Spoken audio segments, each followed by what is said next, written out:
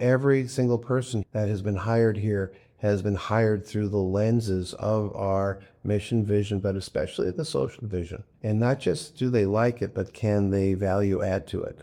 Can they contribute to it? Can they help us improve it as we seek to live it every day?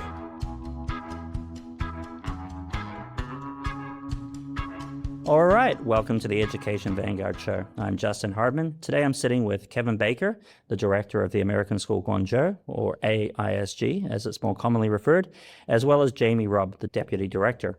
I'm here to speak with him today as part of our series of profiles of winners of the GBA School Awards. AISG is a school that is truly innovative and doing a lot of interesting things. Today, we'll focus the conversation on the Judge's Choice winner for diversity and inclusion.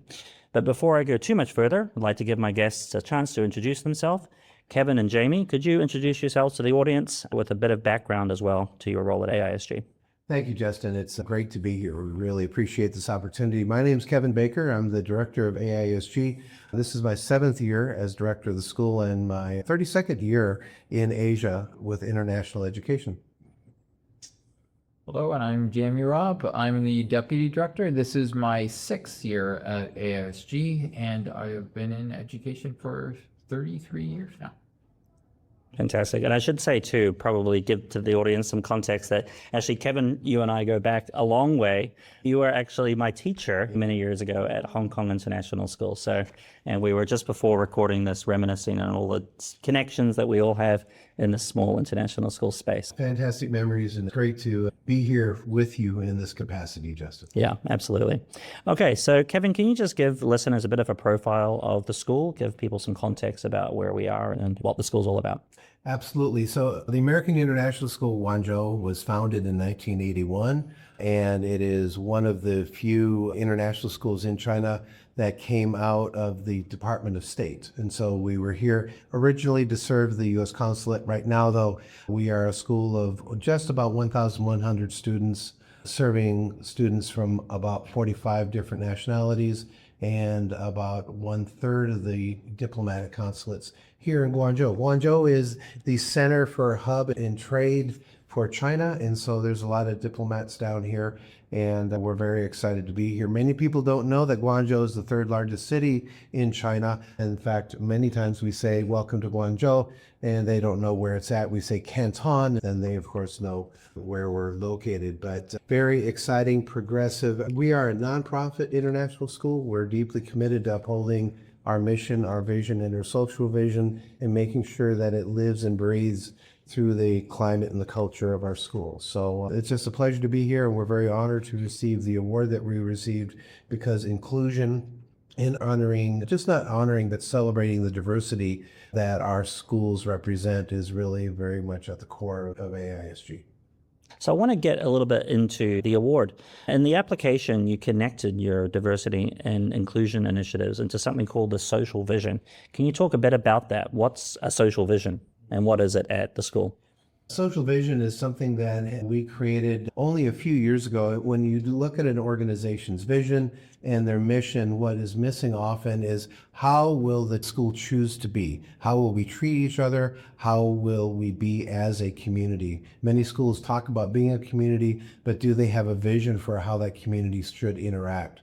And so we wanted a very clear sense of that vision of how we will be together in our community. And out of that came the social vision, which was crafted and created by all of our stakeholders at AISG. And it's very specific. It reads that AISG is a community where every voice is valued and each person can be who they truly are, which really for us gets referred to and amplified each day as we operate at the school and work with the tremendous students that we have to work with here.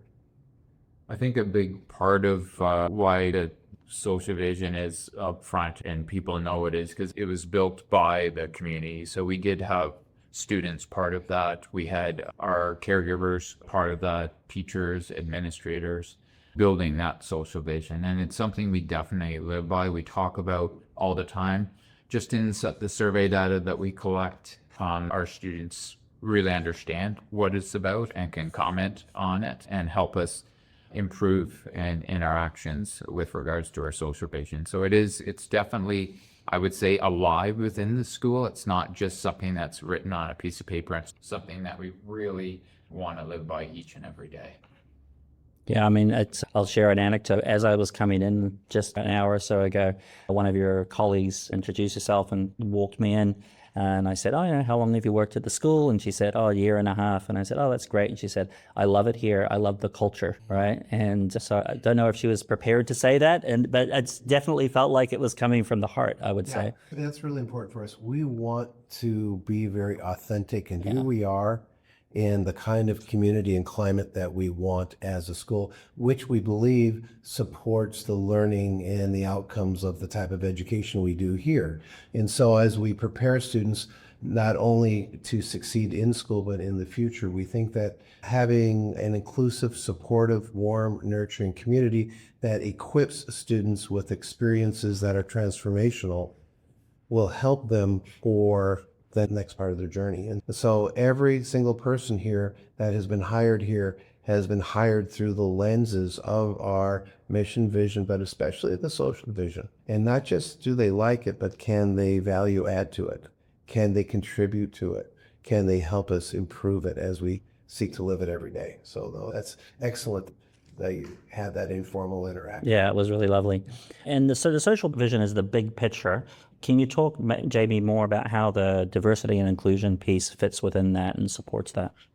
It's built into the social vision, but just talking about we're enriched by the diversity of our community, and we learn and grow together. We learn about each other.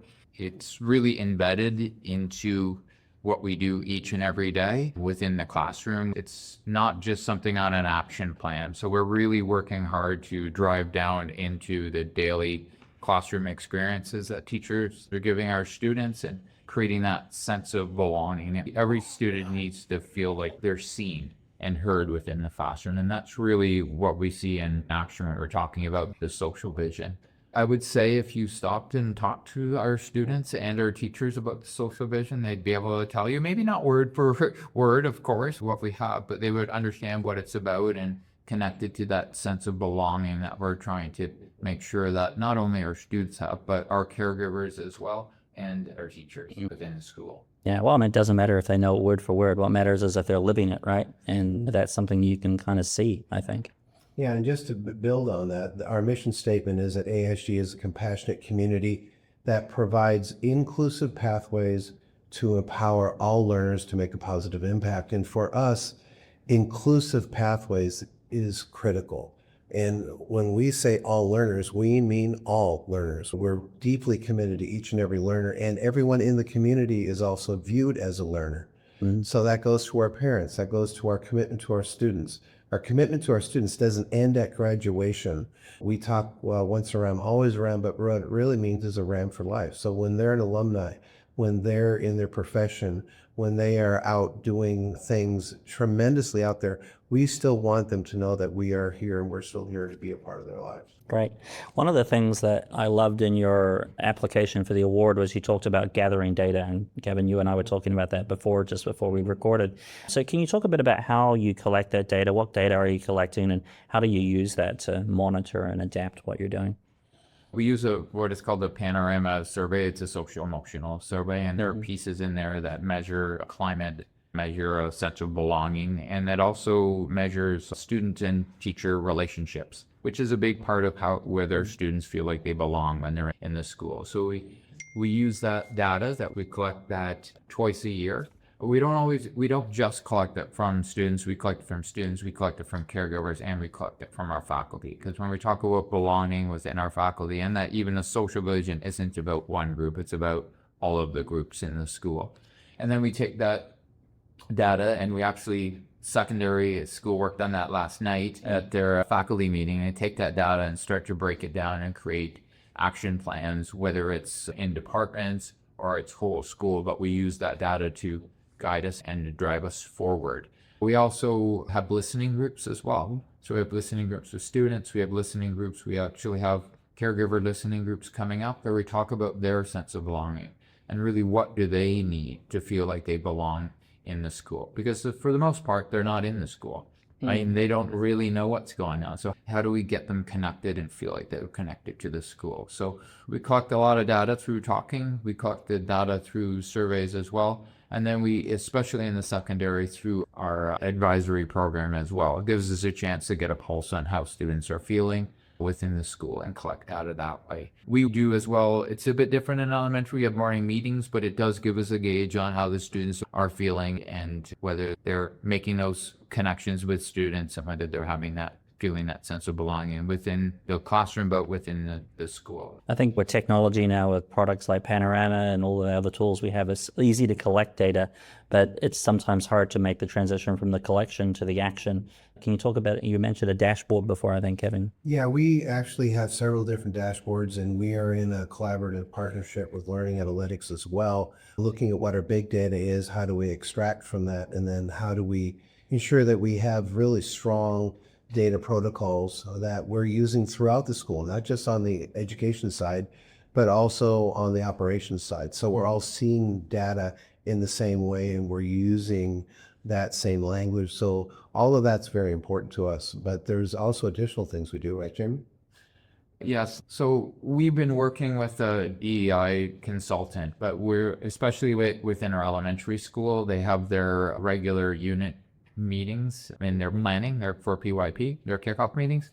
And they spend a lot of time as they set up for their units. But we've invited the DEI consultant into those meetings. So starting to ask questions and trying to embed it into our daily practice. And that's what I was talking about earlier. So we know it's part of what we're doing each and every day. So really, teachers are collecting data all the time within the classroom as they're doing tasks within the classroom, allowing students to look at things from different perspectives and collecting a lot in that sense, as well as exposing students to different materials and having students being seen in the class, right? Because every student should feel like they're represented within the classroom, whether it's what they're talking about or the materials that are presented by the teacher. But Kevin's right. I mean, that panorama data is a starting point, right? We have to drill deeper and get a better understanding after that, once we identify an area that we really need to work on.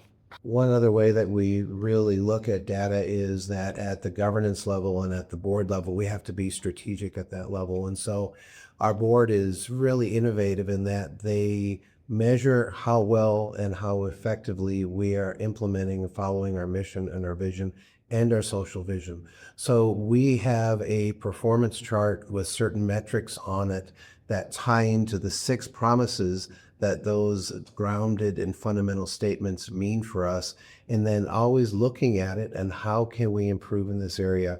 What resources do we need to do? At the same point, also looking at what are the high-stake issues facing our students, facing our industry, and facing potential governance groups as far as decisions that have to be made as they're looking just not right now at the operation alone, but looking at it in trust for the next generation of students that are coming as well.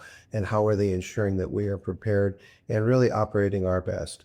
In the panorama, we do have a few questions that the board has put in.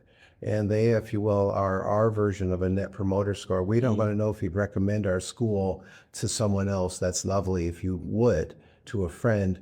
But more importantly, we want to know from all of our stakeholders, to what extent are we delivering on our mission, on our vision, and our social vision? And that data is really rich, and we're able to disaggregate that down into what are some of the variables and pieces where we really do need to continue to work so that we are celebrating the differences in our community. So we are making sure everyone's represented. So we are being appropriately responsive, and so that we are being as inclusive as we want to be. And those are ongoing, regular conversations that happen from the board level all the way down throughout our school, and even in the back of the house of the school, which means that alignment is also a strength of the commitment of the organization.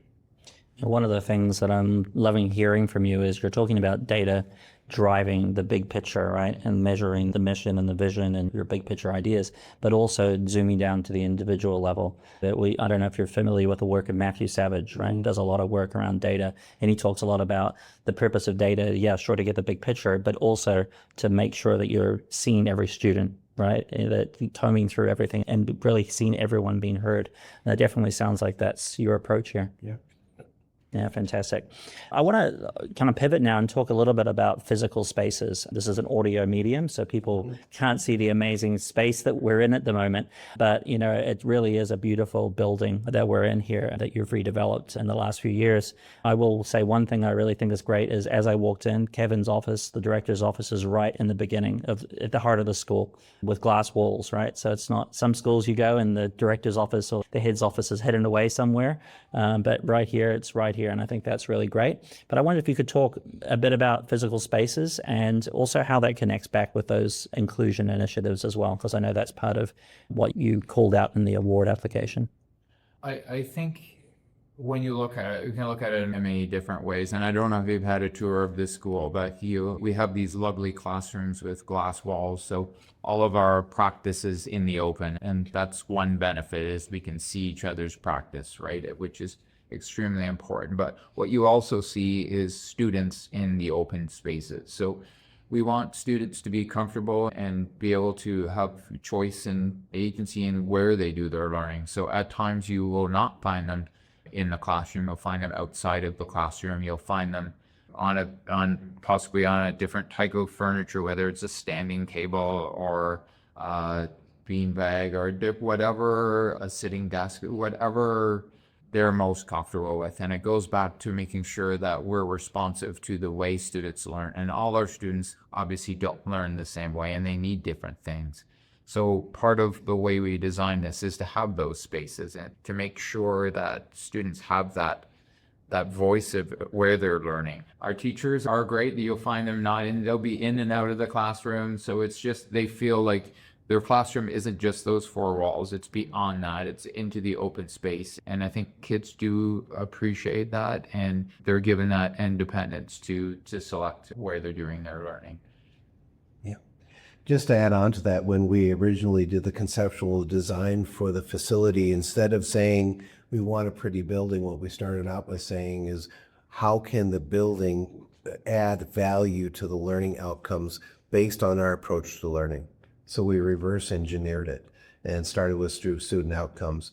And because we are an international baccalaureate inquiry-driven concept-based school, there are certain requirements we wanted. One was we wanted all spaces to be able to be used for learning. The other thing we wanted it to be flexible, or we wanted it to be responsive to those teaching moments that a teacher has in the classroom. So the furniture is movable. We see the glass, doors pivots, and every space is to be used for learning. From the stairways to the walkways, the hallways are extra big just so they can be a classroom in and of itself. But the other thing we wanted to say is we want it to be an inclusive space. And we want it to, so it's bright, it's light, it brings the beautiful green of GuangZhou, the verdant landscape we have around us into the building. But then we also wanted to make sure that some of the amenities also identified inclusion. So we have gender neutral bathrooms throughout this facility. We have those that are dedicated just for child protection reasons, and those for adults. And that is just part of our culture. We want to make sure that the materials that are in our learning hub represent everybody in our school in some way, shape, or form, so they can find themselves. The decorations, the agency of how the students and the teachers co-create the learning space. Those are the things that we really wanted to make sure were in there, because, and also in the end, we want this to be a place that's warm and welcoming, and we want it to be a place where when the secondary students come in, they're smiling because this is their school and they feel safe here and they see themselves here. And if you have a chance to watch the students come in the morning, they're pretty excited to be coming to school, and we're really thankful for that. And another thing, Justin, is that students were a big part of the furniture, selecting the furniture. So they came in, we had different types of furniture around, they tried it on for size, and they picked what they felt was best for their learning. So obviously, they're the ones that are in it each and every day, and they're the ones that are learning. So I think a big part of the success we've had with that is their voice in that, because by picking the furniture, and that happened in elementary, then they felt like they had ownership in the environment because they're walking around saying, yeah, we were selecting this, right? So I think that goes a long way. Yeah, I mean, I would definitely recommend anyone that's undergoing building renovations or designing a new school make a visit to your campus. There's certainly a lot to be learned from not just what it looks like, but the process and the thought that's gone into it in terms of how it connects back to learning, and not just a shiny building, which you can do that, but is it necessarily going to support what you're doing with learning? Really great. And perhaps another GBA award, the possibility here too, I think. In the future, possibly, but no, we would welcome any colleagues that are looking at how their spaces can not only be inclusive, but how they can contribute and value add to the outcomes that you're looking for based on the mission of your school. Please contact us, come by. We'd love to host a visit. Yeah. So buildings, of course, are one part of schools, but the main part really is the people. So I wonder if you could talk a bit about how the social vision, commitment, and vision plays into your hiring practices and making sure you've got the people on the train that you need. Yeah, I'll start with this and I'll then hand it off to Jamie. The most important thing that we do as leadership at the school is to select and retain educators that are passionate and committed to the mission, vision, and social vision of the school. And so fit is absolutely everything through our process in recruiting and talent identification. And then we invest very heavily in professional development. We're a very professionally development rich school. We believe that our people are our greatest asset and they should be invested in. And so there is a massive human capital strategy behind all that. But back to the question about how social vision plays on hiring practices, these are some of the first questions that get asked to them. And we're asking about our social vision. We're asking about how do people honor every voice? How does everybody show up in your practice?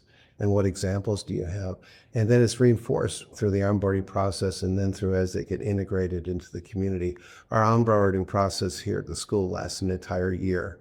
It's not one day, it's not 3 days, it lasts an entire year. And it's very intentional to bring them along into the climate and the culture of the school because we're very clear that we want people to, again, value add, help us advance these things as we do that. Jamie can add some more on what we do in this area though. Just in the hiring, we ask direct questions about creating a classroom where students belong that are definitely connected to our social vision. But I think it's the other questions we ask about the curriculum aspect, just the understanding of our leaders as they're interviewing they're looking for what is coming out as they're described their classroom. So it's not necessarily direct, but thinking about would that create a classroom where students belong? Right? So it should be embedded in everything we do. It's not just about answering one question. We should see that woven throughout all their responses if they're a good fit for our school. We've also, with regards to hiring, we've made a conscious effort, I'd say, in the last 5 years to become a more diverse staff. And I mentioned this earlier, but it's really important that not only our students can see themselves in the materials or what we're talking about within the classroom, but I think every student needs to see themselves within our people that we have in the school too. So if we've done an excellent job, not only across the whole school, but looking department by department to make sure that we're a diverse faculty, because we really want our students to look at their teachers and make sure they have trusted adults, why that is, I mean, the connections that they make, but it's really important that our students have that trusted adult within the school. And that's a big part of who we're trying to hire at this school. That's great. And once you've hired people, obviously they're here, and coaching is a big part of, I know, what you do at the school. Could you talk a bit about the coaching culture at the school and how that supports bringing people on board and supporting them as they grow with you? This is a very intentional, strategic effort by our school to identify what are the critical planks in our platform that we want to pervade the culture, our professional and personal culture of the school. And early on, we identified we want a coaching culture in the school. And not only from leadership, we want it across the entire school.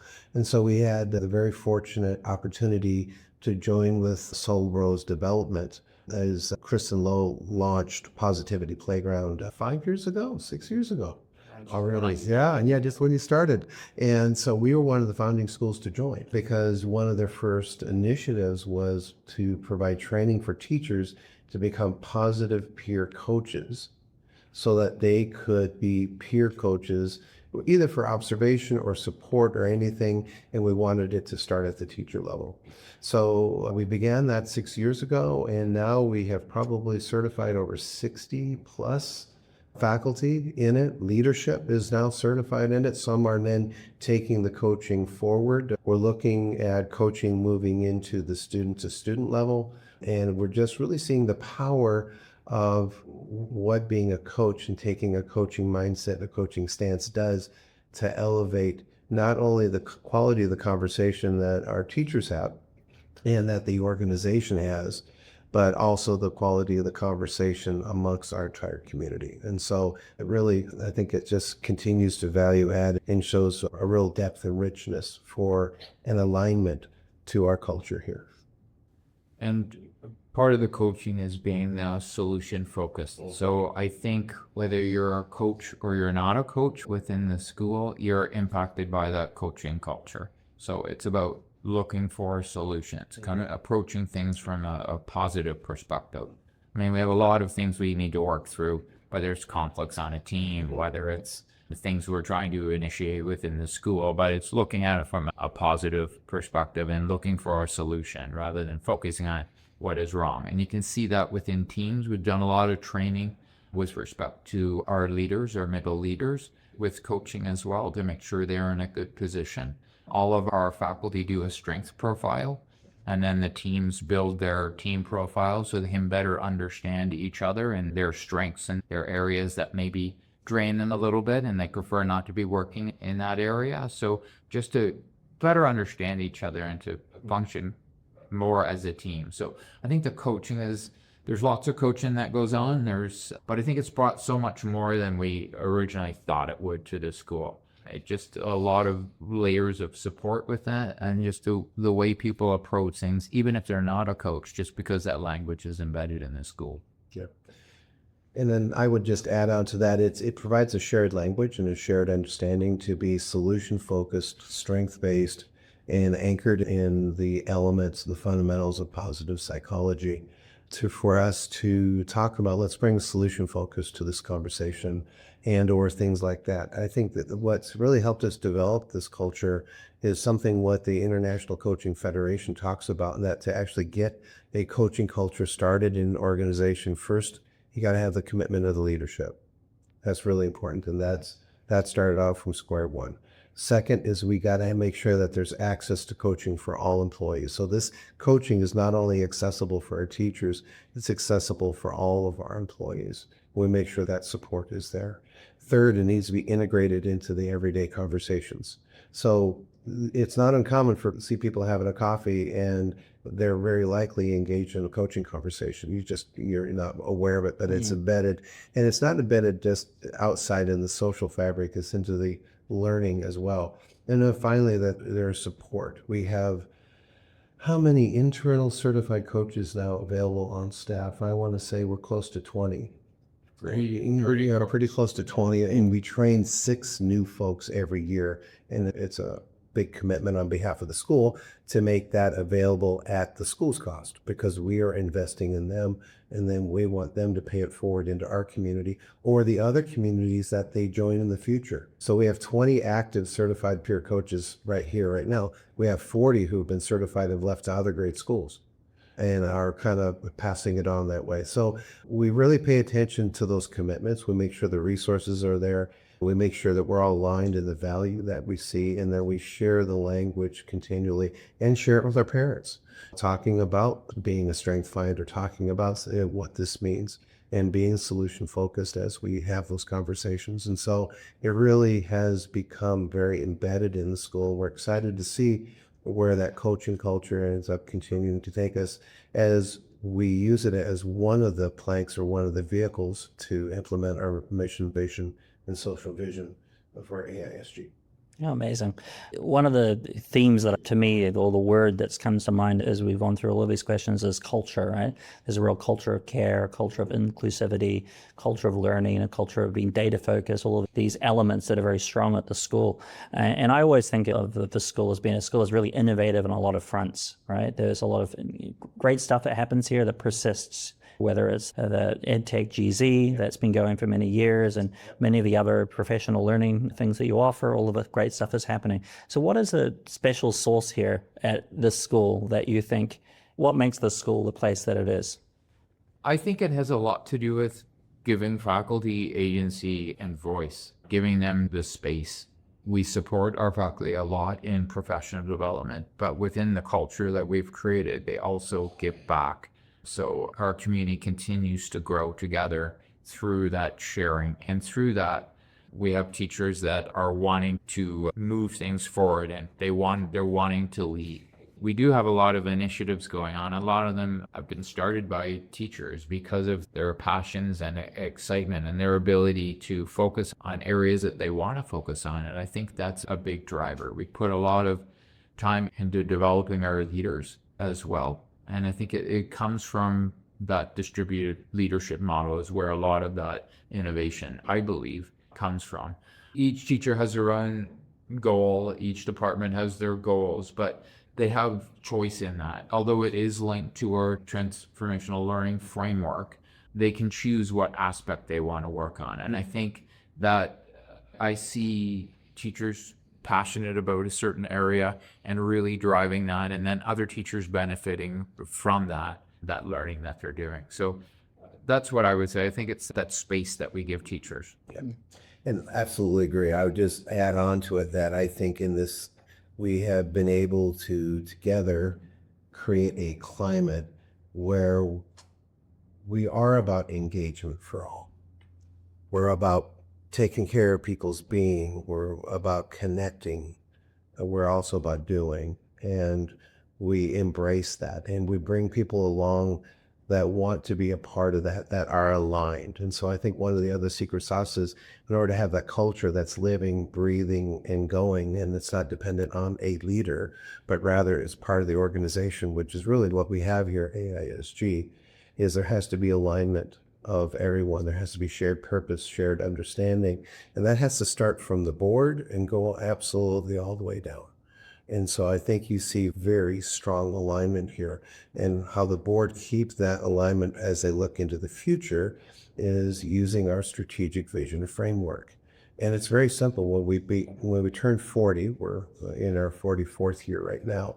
When we turn 40, we said we want to be here when we're 80. So what is going to be a framework that was going to be able to guide our governance and our strategy over the next 40 years? So we did a design thinking exercise with our entire community. And we came out with 4 areas that will be our areas of focus. If there's an opportunity that a teacher has or a community member has that falls into one of these 4 areas, we'll look at it. If it doesn't fall into those lines of effort, then we're going to stay focused in the line. Everything comes out of it. Number 1 is school improvement. Okay. Number 2 is making sure that we are about learning and we're about sharing that learning.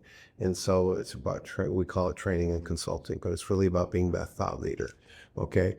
The 3rd one is expansion. And not expansion from we want more schools, but expanding who we are sharing our mission with. Who can we expand this experience to? How can we make it more accessible and more inclusive? And then the 4th one is service is a very deeply embedded part of the DNA at AISG.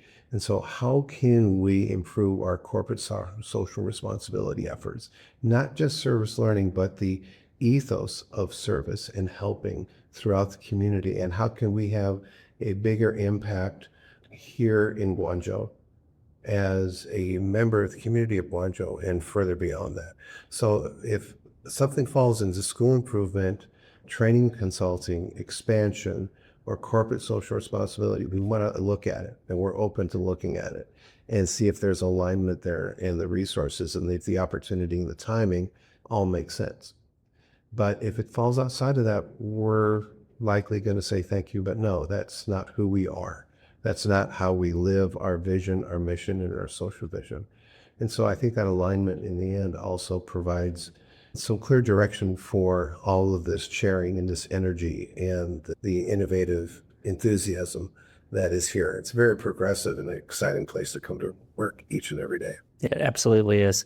I would also say our leadership, our principals and assistant principals are in classrooms all of the time, providing feedback and working with teachers. And I think it's that relationship that is a big part of it. So our leadership knows what's going on in the classroom and therefore can support that. So when they know their goals. So if they're within the classroom, they're there to support them. So I think teachers feel like they're not working in isolation ever. Their team knows, but their leadership knows as well. And they're there to offer that support and learn alongside them.